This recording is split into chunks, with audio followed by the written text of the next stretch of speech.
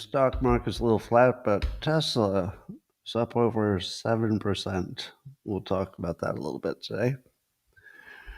Let's get your comments going. Hey, everybody, come on in. Grab a seat. Make sure you've got a delicious beverage. You're going to need it. It's good for hydration, too.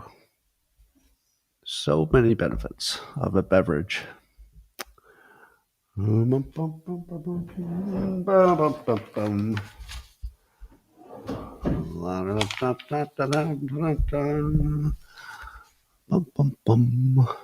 right, we're almost there.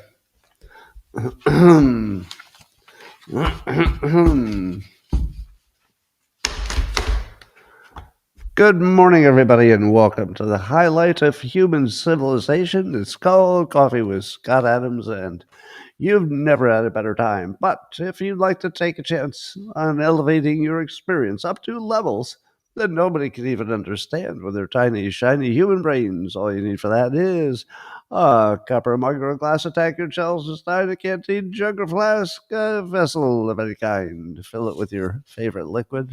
I like coffee. And join me now for the unparalleled pleasure of the dopamine of the day, the thing that makes everything better. It's called the simultaneous sip, and it happens. That's right. Now, go.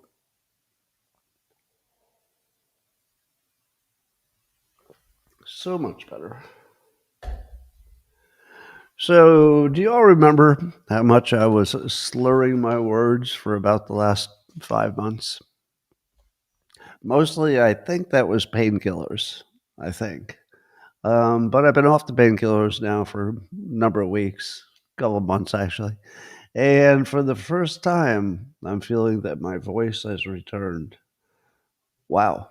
Whatever those painkillers do, they're pretty brutal. They didn't help with pain at all, but they made me stupid and slur. La, la, la.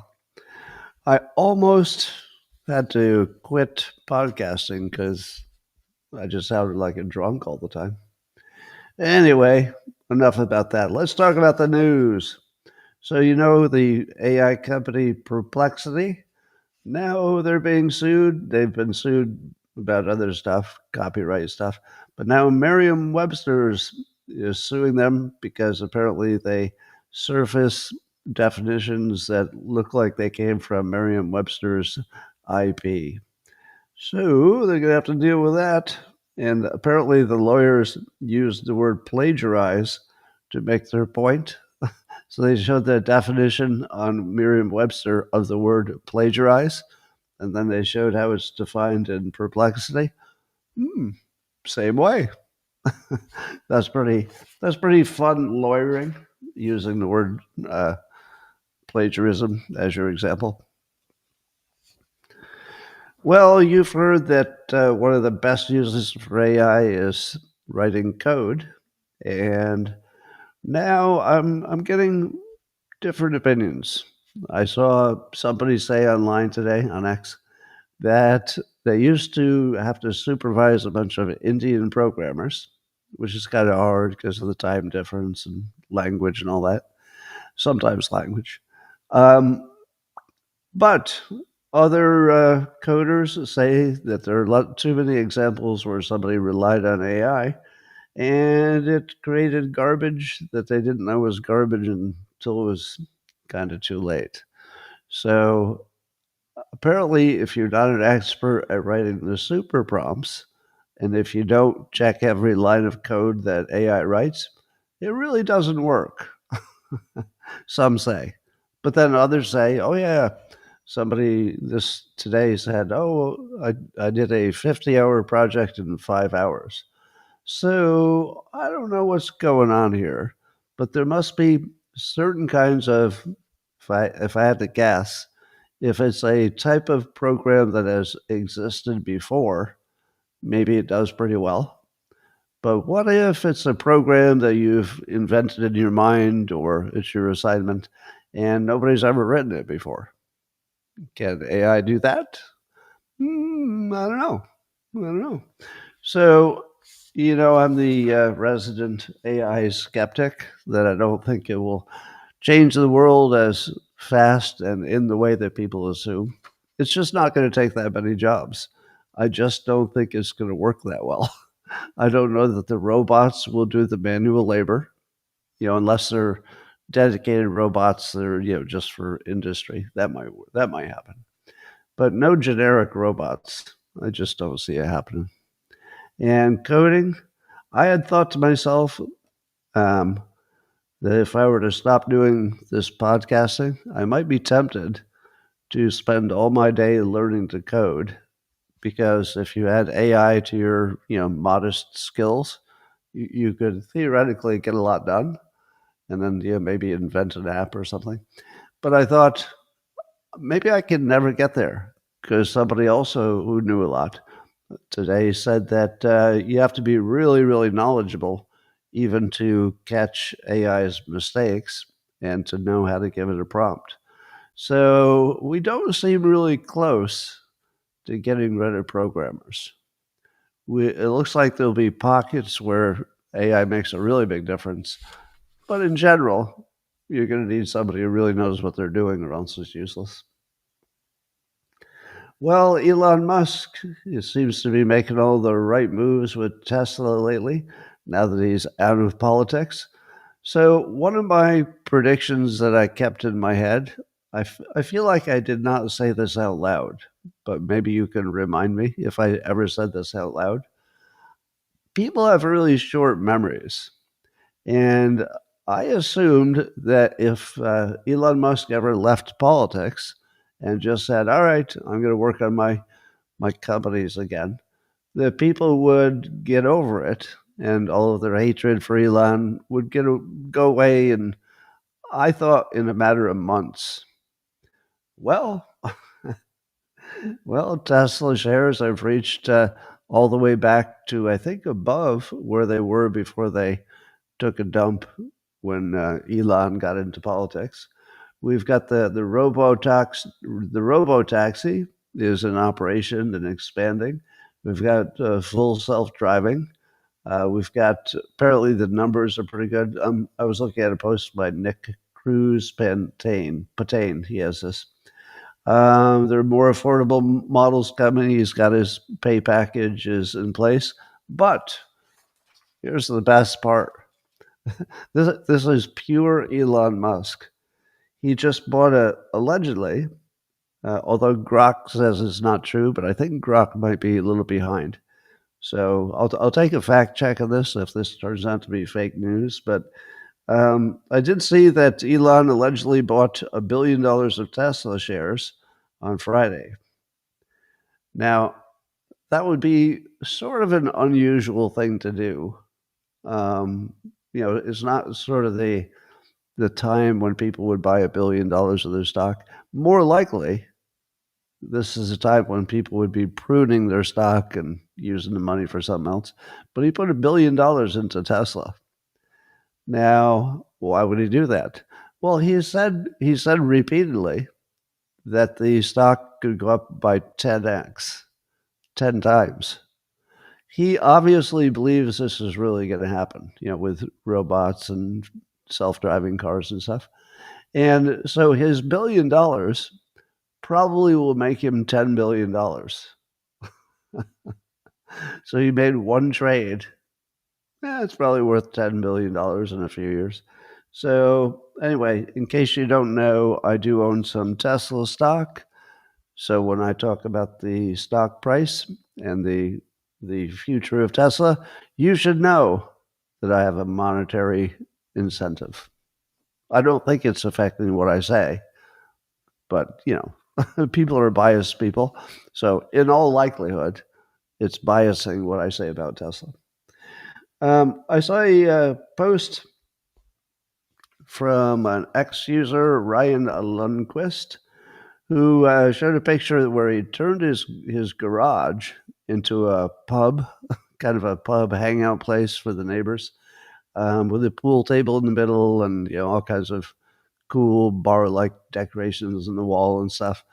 And he said, I had some people over last night to play pool in my garage. One of the best things I ever did was create a space that's easy to invite people to. and it looks like it's working. And I thought to myself, that feels like the most comfortable way you could ever get together. What would be more comfortable than being on your own neighborhood and the garage is open, so you don't have to wonder what it looks like in there. You know, I'm always a little hesitant to go into a house behind a closed door because you can't see what's in there until you're in there, and then you might be stuck. You might be stuck with people you don't want to be with or something. But if the garage is open, if the weather's good, uh, and you can see your friends are in there, you would just be drawn in. I mean, the door's open. Why wouldn't you? So I love that idea. I'd love to see that become a thing. You know, it would ruin your garage, and then there would be cars parked where you don't want them. But I like the man cave idea that's open to the street. Kind of cool. Well, the Wall Street Journal tells us that the reason our government data is so bad is that people are not responding to surveys as much as they did. So whenever the government says, "Did you get a job or not get a job?" or whatever they're surveying, they get the wrong answer because the people are they're just not answering. At least, and so that doesn't give you a representative sample if people don't respond. So that's why all your government data looks a little extra hinky lately. It might not be entirely because people are, lying weasels and they're trying to manipulate the numbers. It might be that they're lying weasels who don't know how to get the right number. They just don't have a mechanism, and they don't want you to think they're useless because they would get fired. If somebody said to their boss, "All right, here's the deal. We can't get the numbers you need, and there's no way to fix it because people don't respond to surveys, and there's not any other way to do it." So what would your boss say? "All right, I think I'll keep paying you and putting out these bad numbers." Well, not in the long run. In the long run, you don't pay somebody to produce numbers you know are wildly wrong. So it's hard for the employee to ever say, "Yeah, maybe you shouldn't be using these sketchy numbers. They're always wrong." But remember what I say, all data is fake. Now, is that literally true? No, not for, let's say, some engineer is measuring something before making a decision. That's probably true. They probably got the right data if it's, just some engineer measuring something. But for anything that's big and complicated and national and important in scope, that's all fake. It's all fake all the time, every time. And that's probably the single hardest thing that I could ever convince somebody is reality. That all data that matters, the big stuff, it's all fake. And there are reasons for that. I mean, you could go through the reasons. There's always somebody who can make money from it. In this case, the data wasn't even available. There's always a reason. But all data of anything important is fake. Did you know RFK Jr., I guess, said I believe he was at Charlie Kirk's vigil. There were lots of them around the country. And he was at the one at the Kennedy Center. And he revealed that Charlie Kirk was what he called the primary architect of putting RFK Jr. together with President Trump. Are you having the same reaction that I'm having when you hear that? Wait a minute. If Charlie Kirk had never done anything else in his life, if he'd never done a single thing in his life but that one thing, he was the architect, and I think that's the right word, an architect, to put RFK Jr. into a productive, super important role and have President Trump be comfortable with it. If that's the only thing he ever did, now of course it's early. RFK Jr. stuff has to come through and produce the goods, but I think he will. I think he will. That's one of the biggest accomplishments in the world. Let me say that again. Putting RFK Jr. and Trump together and making it work If Charlie did that, that's one of the biggest accomplishments in the world. And he got there honestly by being the person who would talk to everybody. So everybody would talk to Charlie. Didn't matter what side you were on because he was friendly and great networker, etc. It wasn't an accident that he was in a position to make that happen. That was all just a accumulation of skill until he was in a position to do that. Now I think we're finding out all kinds of things that he advised behind the scenes that were really, really, really important to the country. So I think we're all just being wowed by his legacy as it emerges, and we're learning new stuff about it. Wow. I mean, all you can say about that is, wow, that's all from one person. uh, I don't know if this is new, but I saw a clip of Bill Maher praising the right's willingness to engage in dialogue. Actually, it is new. It's after Charlie Kirk's assassination. I should tell you that there are two accounts that I enjoy especially following because they summarize the news, and that's really useful. So Jason Cohen is a great follow on X if you want to get summaries of all the good news stuff. Makes it easy. And Mario Nawfal I've mentioned before. But Jason Cohen, you probably want to follow him if you want to know the latest. Anyway, so he had that clip. Jason did. So Bill Maher was right, and here's what he said. So Bill Maher said, Charlie Kirk was a guy who was always talking, and I talked to him here. The right wingers say what you want about them, but they talk to you. Now, this is one of Bill Maher's best contributions to political discourse. He has gone into the belly of the beast, so to speak, because he talked to Trump. And although they don't agree on everything, of course, he just found out, oh, wait, he's not Hitler. He's actually really, really just fun to be with.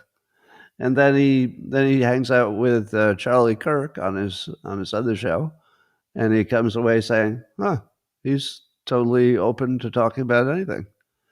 And so the fact that he's had that experience and he's willing to take some chance with his audience to just say that that's his observed truth, really useful, really useful. It's one of the best things he's ever done. But he says the left really has much more of a I don't talk to you, I don't want to deal with you, you're deplorable, I can't break bread with you attitude. All the right wingers, they don't have that attitude.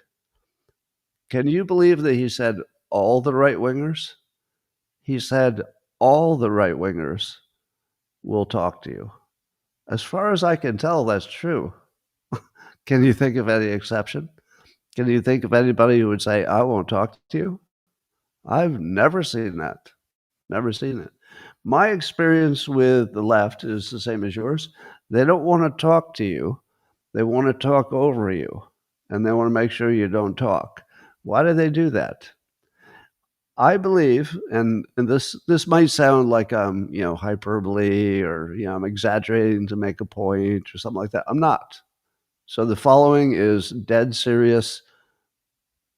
I believe that they know that their opinions can't be supported. I believe they know their arguments don't hold together. I believe they know that.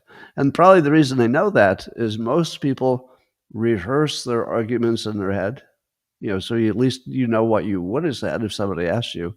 And I think that they know on some level they can't support their views. And so they go the other way. They make sure that you can't talk and that you're canceled if you do. And once I think people understand that the Democrats are an anti-talking, it's easier to kill you than it is to change your mind kind of a group, that will be probably about the time that the entire Democrat Party dissolves. Now, it'll come back, and I'm sure it'll come back. We need two parties, but the Democrat Party is teetering on the edge of something like a total collapse because the moral bankrupt element of it is kind of hard for anybody to ignore at this point. Yeah, the left doesn't talk, it talks over. Now, by the way, that's a really good frame to put out there. The left doesn't talk, they talk over you. The reason is that if you say that and then you get into a debate with a leftist and they start talking over you, which they will, with the exception, by the way, of Cenk. Well, one of the reasons I like Cenk, Uyghur, I think it's pronounced. I never know how to pronounce his last name. But Cenk is fabulous in letting you talk and doesn't like to be interrupted if you interrupt him. And I appreciate that as well. But even though I quite often disagree with Cenk, I've had two, online conversations with him. He does not interrupt. He does not. And when you see that, it automatically infers some credibility to his point of view. And I think he's sensational in the showing you how to do this. All right. I know you have your problems with Cenk, but he's good on free speech. Really good. Well, you're not surprised that 23andMe, the company that was taking your DNA and telling you all about yourself, they're going out of business, but they sold your DNA. Oh my God. They sold it or gave it to a nonprofit that the founder of the company apparently is involved with. So, how many of you use 23andMe with the assumption that, well, there's no way they're going to sell my DNA to somebody without permission? Well, whatever was your worst case assumption about your privacy of your DNA, well, here it is, your worst case scenario. It's apparently just available for anybody who wants it. Now, that's too far. It's not available for anybody who wants it, but it's definitely not protected. Definitely not protected. Now, I will confess that I used 23andMe, and like anybody who's paying attention, I was completely aware that my DNA would not be private ever again. I didn't care. I suspect it's unlikely that that will ever matter to me. I don't prefer it. It's not my first choice. I'd rather that nobody had access to my DNA unless I let them. But I don't really expect a problem. I mean, what would it be? Somebody makes a special poison that only works on me or something like that. I mean, what are the odds? So we can agree that if we had a choice, we would not have this happen, but probably not the biggest problem in the world. All right. I continue to be amazed and baffled by the following. How many of you say that since the pandemic, there's an obvious uptick in turbo cancers? How many of you think that's a true statement? Since the pandemic, there is a obvious, confirmed, major uptick in cancers. True? True or false? What do you say? The answer is true-ish. So here's how you get two movies on one screen. How can it be both true and false? It is. It's both true and false. I remember the way I worded the question was, is there a major uptick in cancer since the pandemic? That is confirmed, mostly in the young, apparently. So the young are having an especially tough time. And oncologists are saying lots of the young come in with cancers that sometimes they've never seen. So the young have a big uptick in cancer. So therefore, it's true that there's a big uptick in cancer since the pandemic. And therefore, logically, it's either from the vaccinations or it's from the COVID itself, but you believe it's from the vaccinations. All right. How can it be true that there's a big uptick in children getting rare cancers? That part is true, but also not true that it had anything to do with the pandemic. How could both of those be true? There's a big uptick since the pandemic, but the pandemic is not blamed for the uptick. Do you believe that? Here's how you could believe it. I don't know what's true here. I really don't know what's true. But the claim is that the uptick is a continuing trend from well before the pandemic. So, in other words, if you graphed it, you would indeed see a super alarming increase in young people with cancer. But it started so far before the pandemic, like years before, that it's just a continuation of a straight line. So, given that the trend was already well established, and all we're seeing is the continuation of the trend, it does not give you any confirmation that the pandemic itself was much of a cause of it. Now, there was a decrease because there was fewer people going to the doctor, so decrease in just spotting the cancer. And then there was increase in cancer because the people had not been treated because of the pandemic. But that was a brief effect. If you look at the long-term trend, apparently there's a lot more of it, cancer, but it doesn't seem to have a, confirmed, connection to the pandemic. Now, I'm not going to ask you to believe me. You know why? All data is fake. All data is fake. Do you think you can rely on that data to know what's going on? I don't. I don't. But there are some things that at one point you may have thought was true, and I wonder if you still do. How many of you believe that during the pandemic, healthy young athletes were dropping dead on the field? How many of you thought that was true? I'm pretty sure that's debunked. There's no evidence that anything like that ever happened. But for a while, I think almost everybody I knew thought it was happening. I doubted it from the beginning, under the theory that if that were happening, these sports teams would not be able to stop talking about it. I mean, they would know, but they weren't. They were acting like nothing was happening. So I thought, how could all these healthy athletes be dropping dead, and yet the people who own the sports teams, they're acting like nothing's happening? So that's when I suspected that was maybe not true. And so far, no evidence that was ever true. What about the stories about the autopsies that showed that people had all this coagulated blood that's totally unnatural? How many of you thought that was true? Probably still do, right? How many think that the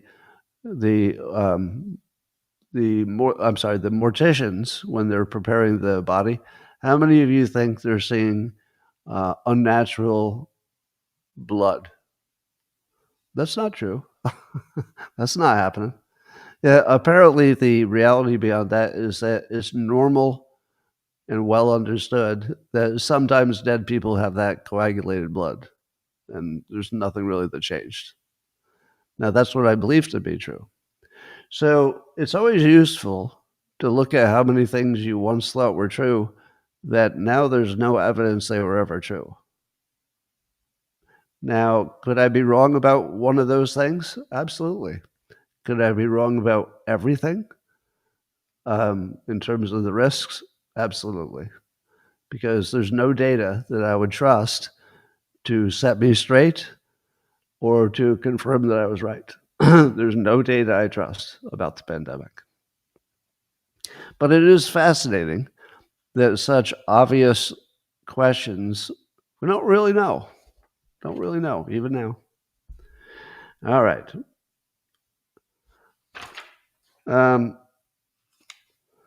Let's see. So there was a New Jersey nurse that got suspended for calling out a doctor who had been cheering after Charlie Kirk's death. Fox News is reporting on that. So instead of the doctor being released for bad behavior of cheering the death of a human being, seems very undoctorly. Seems like the worst thing a doctor could do in his spare time. They're apparently going to suspend the nurse without pay. Terrific there. Great job, guys. Well, I think somebody besides me has probably mentioned this. Maybe you haven't heard it yet, but do you really believe that only the left cheers about bad things happening to people? Because I don't live in that world. Do you remember Paul Pelosi and the hammer attack? Did anybody on the right make fun of that? What was really a terrible thing. I mean, just terrible. Imagine Paul Pelosi now. He's got to live with probably some permanent parts of the injury, I believe. He has to think about that. He has to be in a house where that happened. So he'll think about it every day. He I mean, that was terrible. But did any people on the right laugh about it? Yeah, even Trump did. Trump did a joke about Pelosi is what she call him. She called that guy the homeless hammer guy. Homeless hammer guy. Yeah, even Trump did.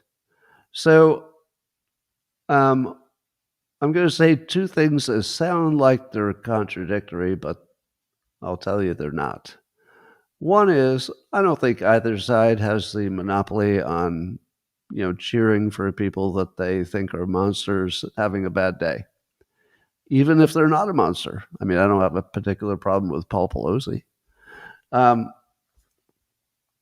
so I don't think there's any moral superiority going on. But what there is a lot of payback and a lot of what I call mutually assured destruction.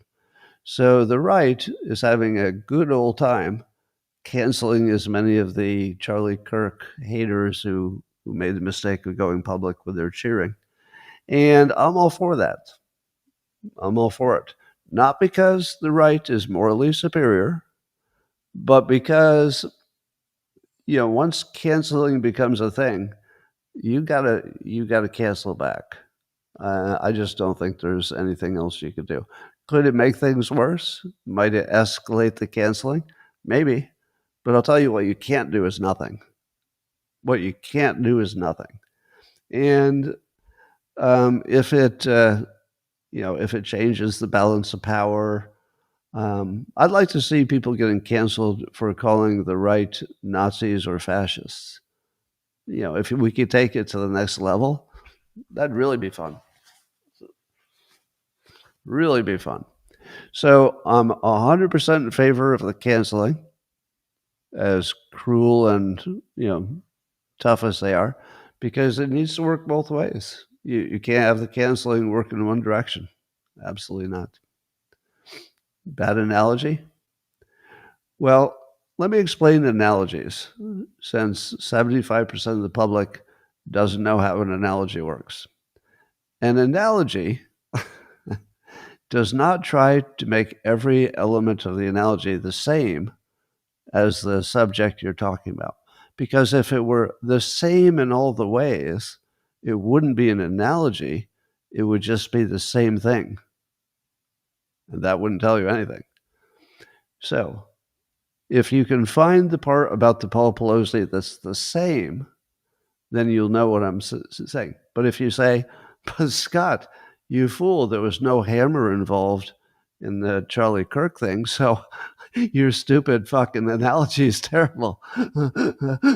No, an analogy is only focusing on one part.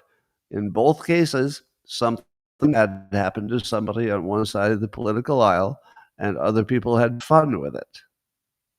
That is a valid point. Don't give me, but he was married to a politician. That's different. No, you don't understand how analogies work. Stop focusing on the part that are not the point. All right, enough of that.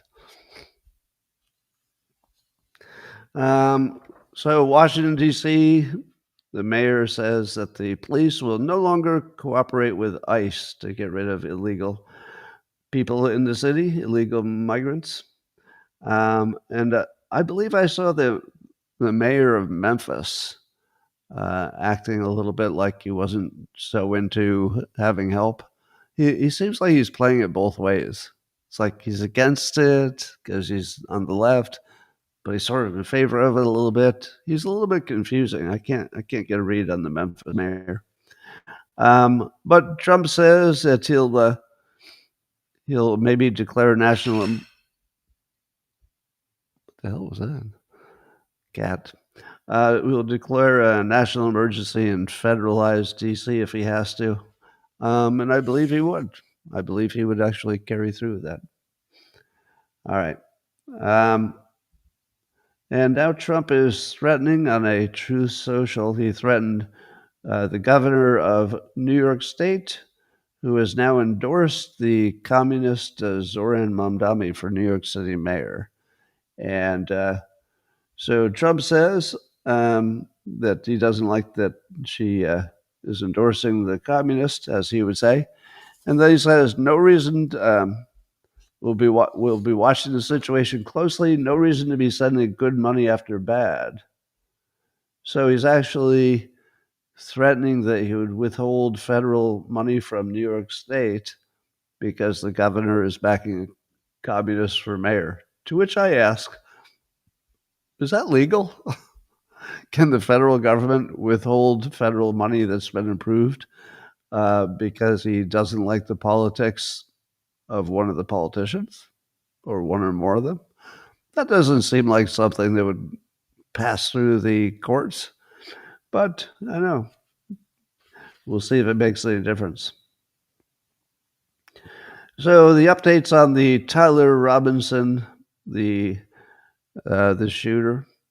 You all know who that is, the guy who assassinated Charlie Kirk. He has not confessed and he is not cooperating. All right, well, that's weird. I guess it doesn't matter if he confesses or not. I mean, he might have a slightly non-zero chance of, I don't know, saying he was innocent and maybe somehow getting off. I don't know. It seems unlikely. But anyway, one of the sub stories that is coming out of this is that the governor of Utah, that's Governor Cox, is becoming very high profile. It's getting a lot of attention, people having positive and negative thoughts about him. But so it's a story about a guy who may or may not have been a little bit trans sometime, who was dating a trans, and it's being handled by Governor Cox. So all I noticed is there are a lot of Cox in that one story. Okay. I saw a post by Coddled Affluent Professional who noted, as I have noted as well, that it seems like the climate change hysteria has sort of magically gone away. Have you all noticed that? Remember, we used to be just inundated with, oh, the climate's going to kill you. You don't have much time left. You better spend all your billions of dollars. Blah, blah, blah. And Coddled Affluent Professional said he had two theories for why we're not hearing so much about climate change hysteria. One is that the climate hysteria was astroturfed. In other words, maybe billionaires were funding it, and they had their own reasons, but it wasn't because it was real. And funding got pulled with Biden out.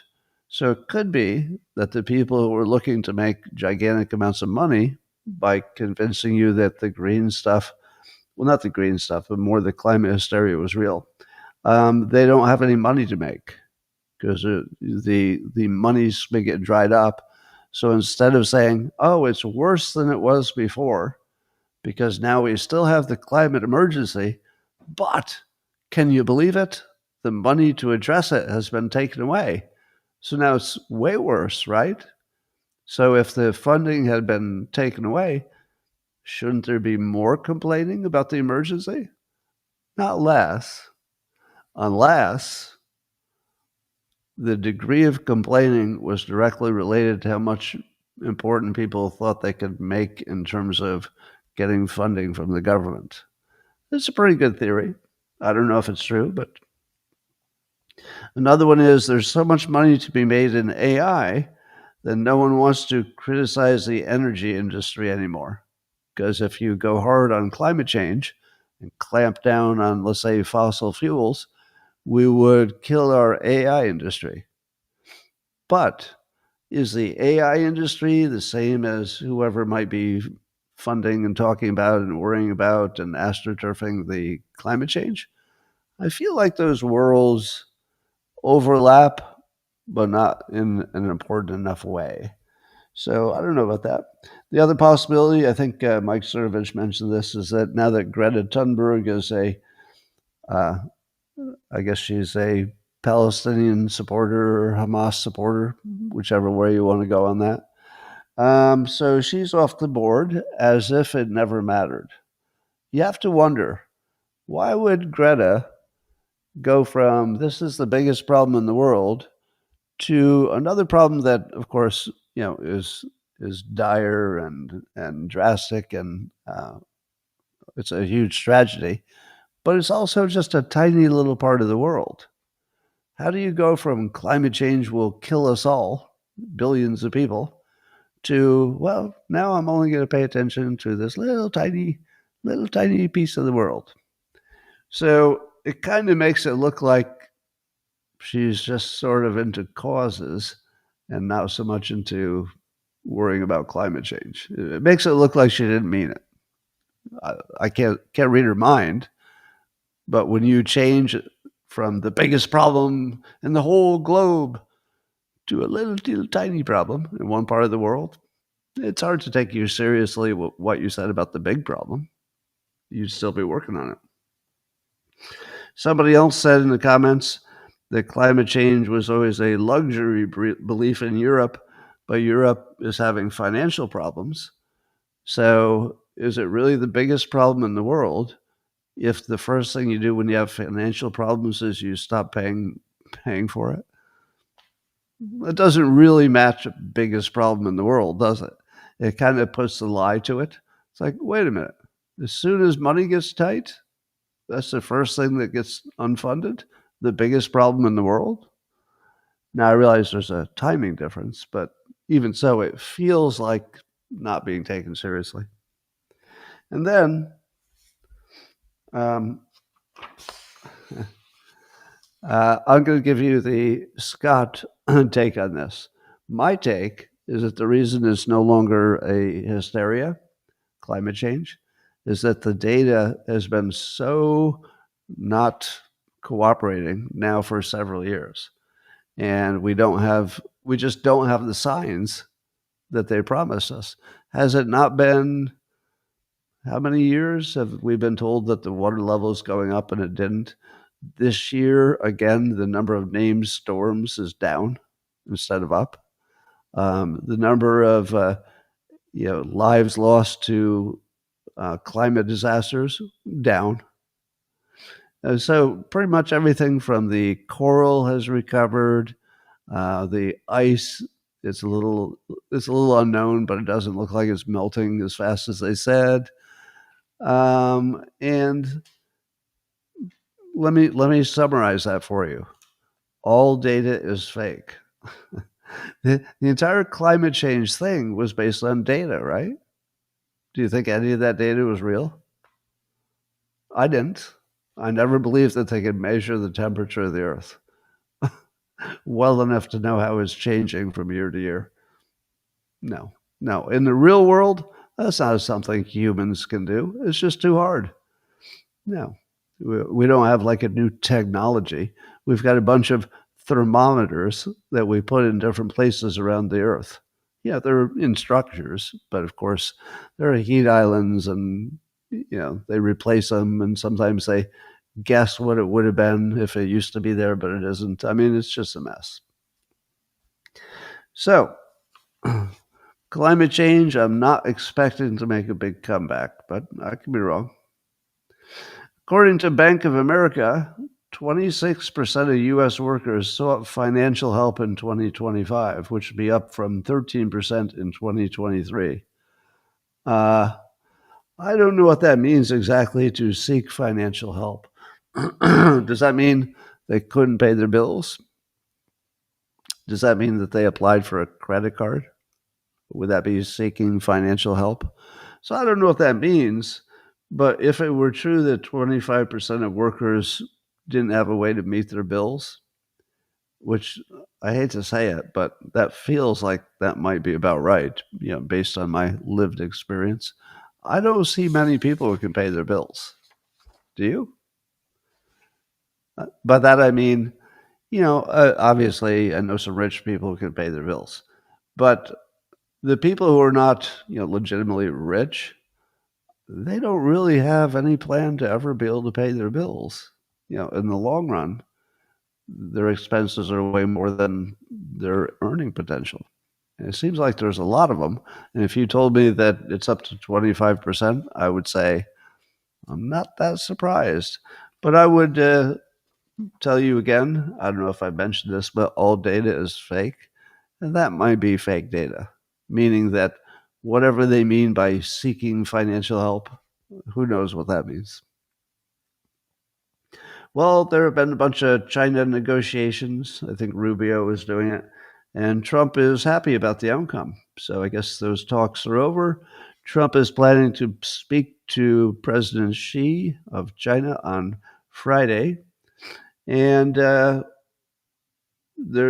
Trump is teasing that they have a TikTok deal.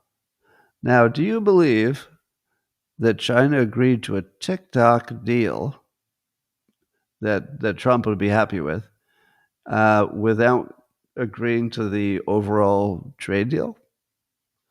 Why would they do that?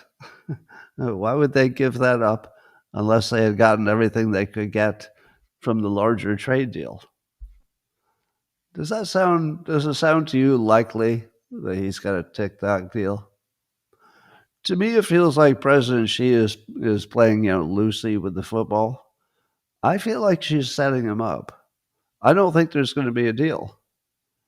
I don't think there's going to be a deal, and I think it will just embarrass Trump because he'll get a little over his skis and he'll brag that he got a deal, and then something will come up. As in, China will say, "Well, we did think we had a deal, but then you did that thing we didn't like, and well, I guess the deal's off." So I feel like it's a trick. I don't trust it at all. I would love to be wrong, but I'm gonna put a stake in the ground that says I don't believe that China would give that up unless they had already gotten everything they wanted in a trade deal, and the trade deal's not done. So I don't know, but Trump must think that he's pretty close on the larger trade deal issues, or he probably wouldn't be planning a phone call. I don't know. We'll see. Well, the White House has asked for $58 million more for security that I think would include for Congress. And I think we'd all agree that we're in a world where we need more security. But it's terrible that we need a tragedy to get funding for things that we need. But that's our world. Apparently, the FBI is investigating some far left groups in Utah that might have been involved, they think, might have been, don't know, with planning or at least knowledge of the Charlie Kirk assassination. And apparently there's a Utah-based trans militia group called Armed Queers of Salt Lake City. And they train people to use weapons to defend trans rights. But apparently they deleted their account the day Charlie Kirk was killed. The day he was killed.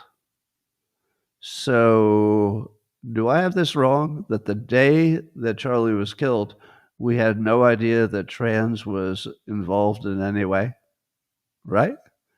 On day one, we didn't know anything about trans. So, if the Utah-based group thought they needed to get rid of their account because they didn't want maybe to be dragged into it, why would they think they would be dragged into it? Or why would they think that that was a good day to delete it?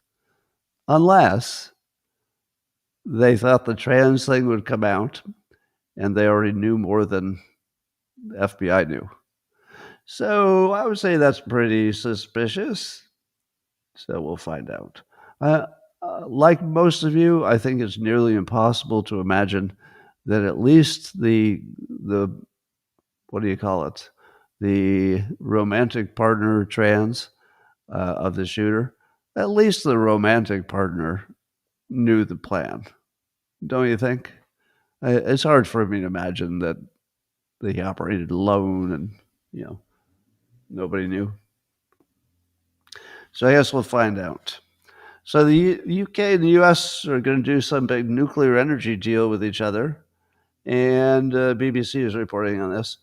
And it's supposed to generate thousands of jobs in Britain, and I guess we would be providing some expertise. I don't know what else we'd provide, some technology and expertise.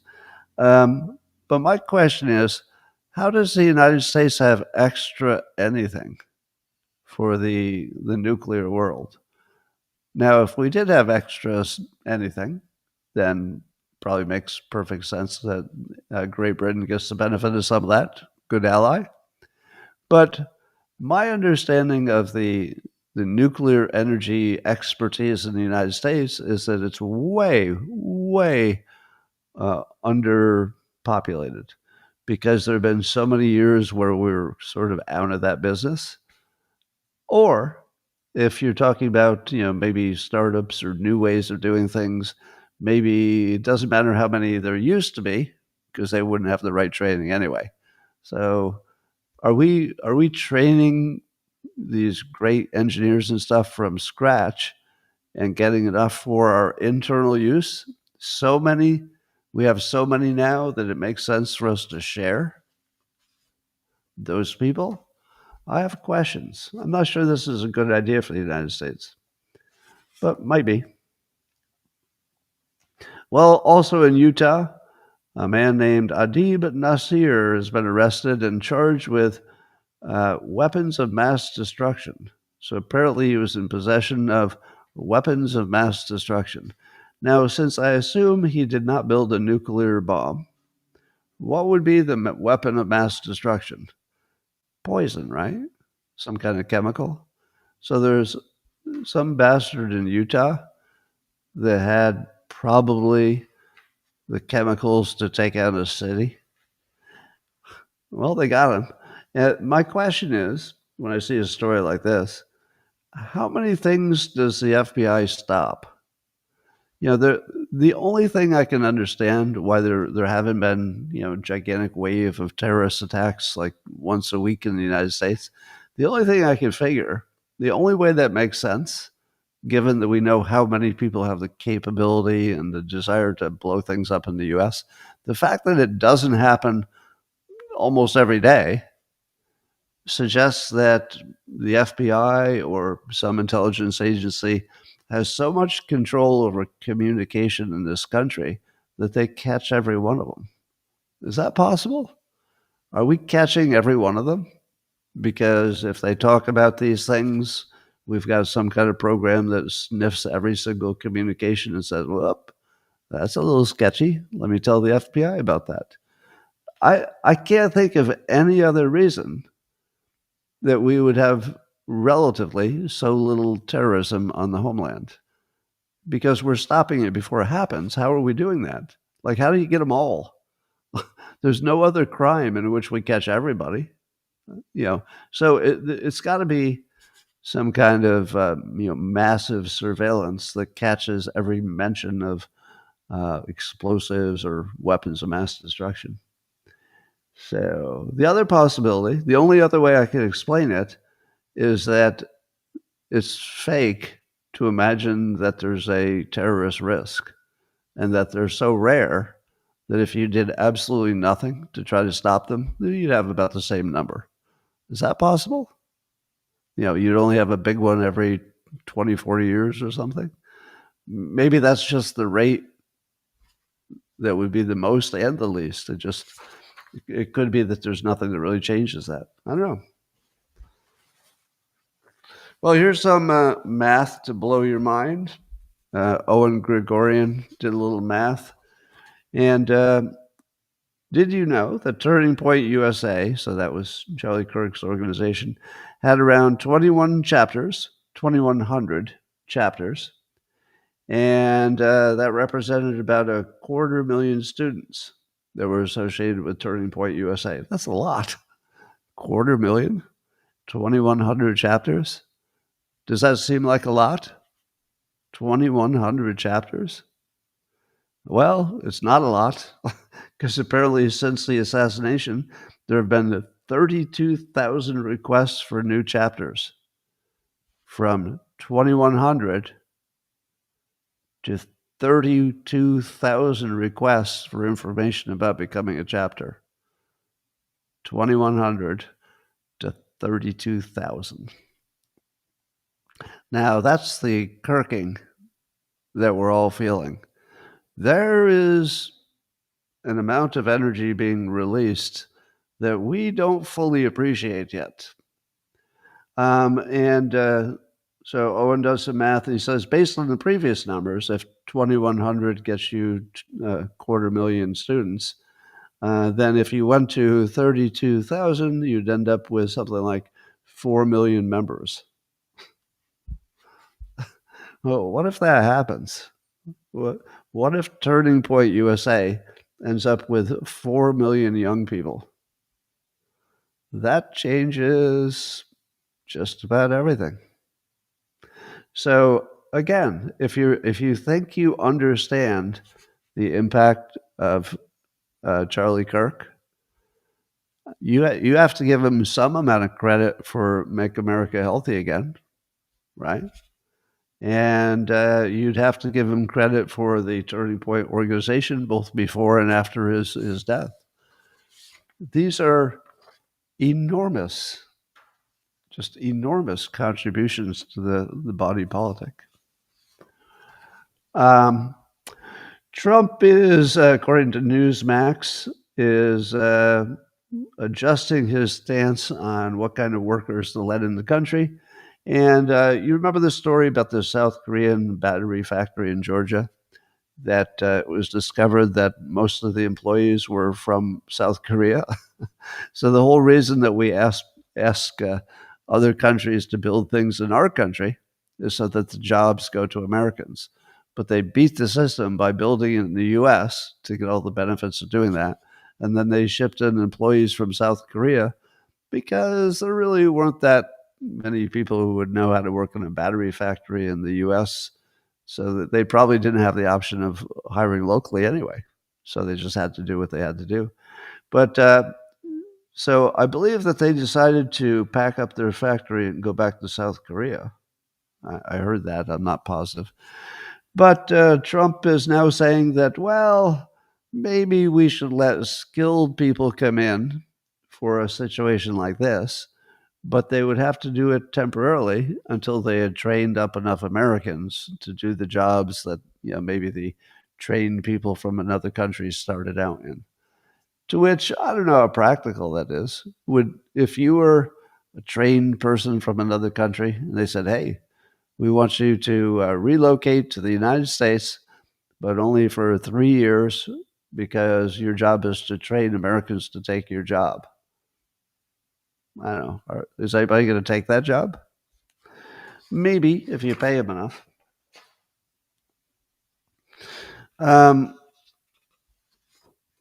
There's a post by Joel Pollack that Netanyahu did a joint presser with Rubio. And this is an interesting quote from Netanyahu. He said, weak governments are putting pressure on us, Israel, because they are collapsing under the pressure of Islamist minorities. That European countries are collapsing under the pressure of Islamist minorities. Well, it sounds like we're naming the problem now. But on the plus side, if you want to, I like to look on the positive side. On the positive side, there's no real risk that Russia will want to conquer Europe if Europe becomes Islamic, because there's no way that Putin wants more of that business. So at some point, there's going to have to be some reckoning with the fact that we can't combine. Oh, well, let's see if I get canceled forever for saying this. I like Islamic people. I like Muslims, as long as they're peaceful and they're part of the program.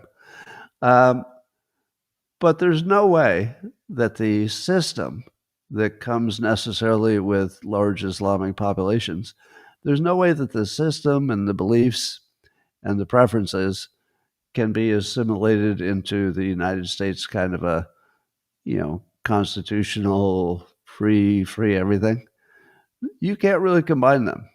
And we're not taking that seriously because we're locked into the model that, hey, people are people. Yeah, people are people, but systems are not systems. So if the only thing that was happening is, hey, just some different people, why would you discriminate against Muslims when, everybody else is coming in? You got your Hispanics, you got your Africans, you got your Asians coming in. Why would you discriminate against one group? And the answer is you're not discriminating against the people. That would be not really the American way. But we could absolutely discriminate against a system if the system would destroy our system and our system we like. So, yeah, maybe that's the reframe. The reframe is we can't bring in anybody who's part of a system. Now, would that be wild? Well, we're already denying people entry into the country because of their opinion about Charlie Kirk. That's happening, right? We're looking for people who wanted to be in this country, have visas, but may have said something on social media celebrating the demise of Charlie Kirk. Those people are going to be shipped home, and nobody's going to miss them. But that's even individuals. Well, I'm not even talking about individuals. I'm just saying, are you part of this system? Do you prefer that we would be Sharia law instead of our regular constitution? That's got to be a hard no for immigration. If somebody says, all things being equal, if I can get it, I'd rather Sharia law. If you say those words, and I believe most people would answer honestly, and they say, yeah, I prefer Sharia. There's no way you should be allowed in the country. That would be ridiculous, because that would just be asking for our own doom. I think Europe is stupid enough to not recognize the danger until it's too late. I think we still have time. Well, if you're on social media at all, you know that there's a conspiracy theory that Israel is somehow part of the Charlie Kirk assassination. Now, I won't name names, but there are some prominent podcasters who are kind of putting that out there, not as a conclusion, but as a, well, it really looks like it, kind of feels like it. Here's my take. There's no way in the world that Netanyahu seems to be a master of risk management.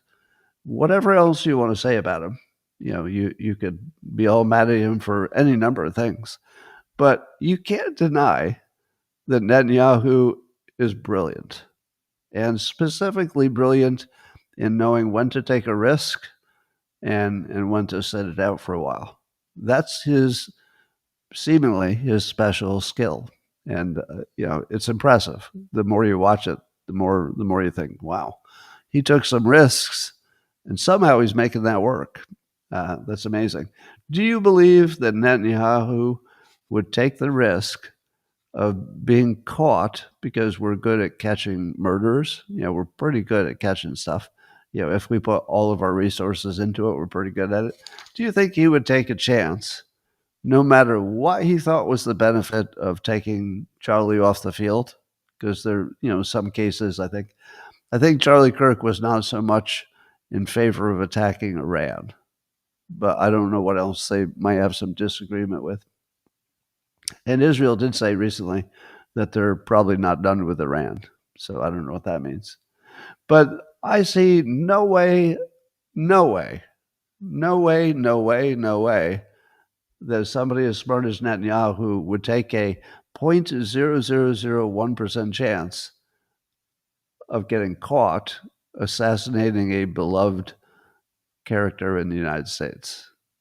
So even if you say to yourself, oh, I think they're evil enough, or even if you say, oh, I think there's an upside for them to do it, it doesn't make sense.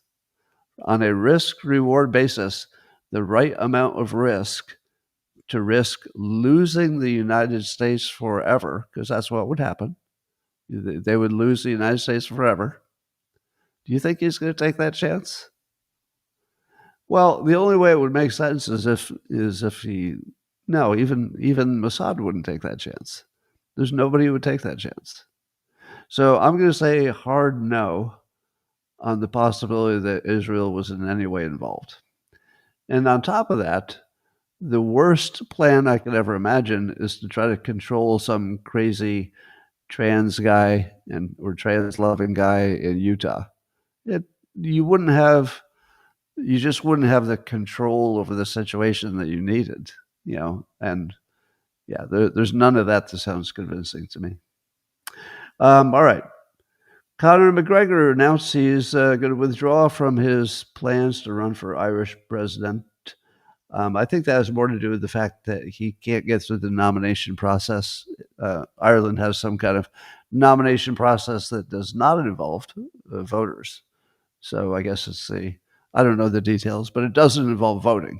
So he would have to get other people who were already in the government to nominate him. It looks like that's not going to happen. So he's out. It's too bad. That would have been fun to watch to see if he could make it all the way.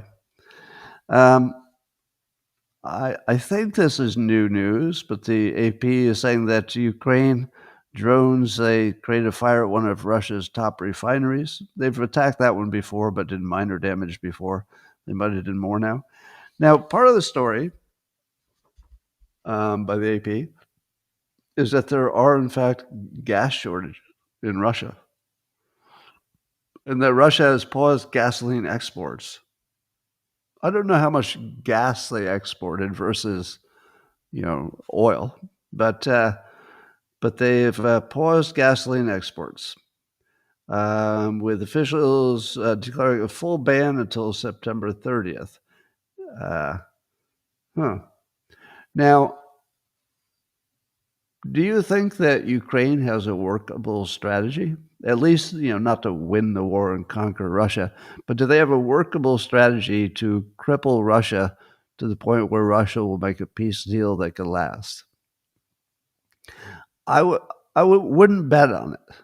So if you said, gun to head, would you bet that the Ukrainian strategy will work? I wouldn't. I'd probably bet against it.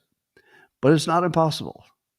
I feel like if they're already experiencing gas shortages, it feels like they may be getting very close to turning Russia into not the economy that they thought they used to be. And I don't think you have to destroy the whole economy to get them to talk peace. If you took 20%, I'll just pick a number. If you could knock down their energy production by 20%, and it looks like you could keep doing it, like you could never go above that, you just keep bombing stuff, you wouldn't have to get 80%. 20% would probably get you a peace deal. Can they get there? Do you think they can degrade? And again, I'm just picking a number that feels about right. Do you think that Ukraine could take out 20% of Russia's? Because they can reach anything now. They're going 1,000 miles into Russia. I feel like that's doable, 20%, and that would be enough to get them to the table.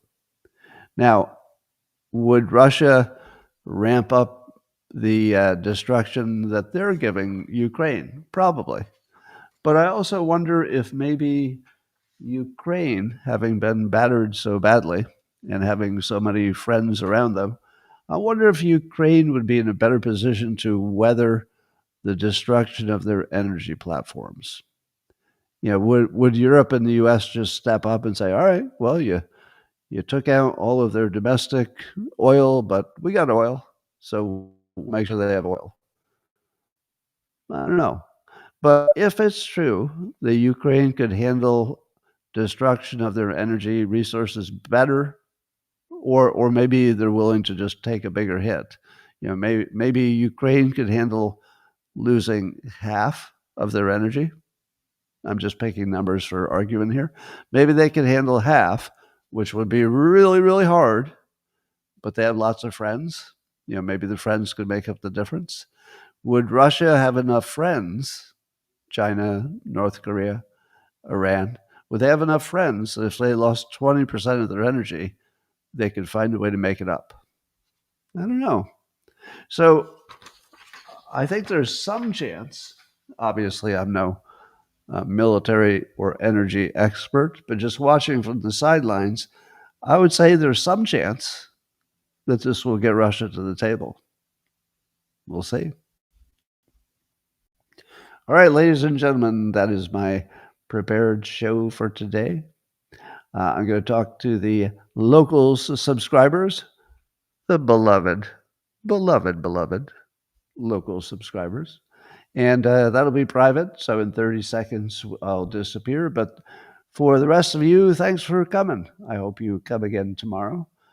You learn so much, don't you? Yeah. Bye for now.